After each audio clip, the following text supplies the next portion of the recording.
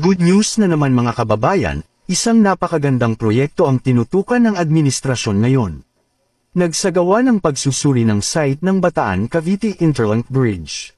Si Pangulo Ferdinand Bongbong Marcos Jr. ay nakatutok sa Manila Bay Bridge o modelo ng Bataan Cavite Interlink Bridge. Ang Bataan Cavite Interlink Bridge ay magiging 32.15 km 19.98 milya ang haba, kung saan 25.8 km 16.0 milya ay nasa ibabaw ng tubig ng Manila Bay. Ang tulay na may 4 na lane ay ikokonekta ang mga bayan ng Mariveles, Bataan at Naik, Cavite.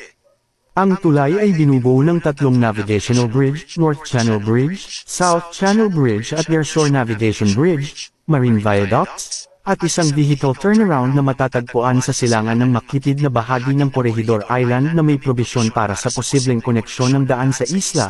Malaking ginhawa ito sa lahat ng mga commuters at isang napakaganda attraction na naman sa bansang Pilipinas. At kung nagustuhan mo ang video na ito, huwag kalimutan mag-like at share ang video na ito. Maraming salamat!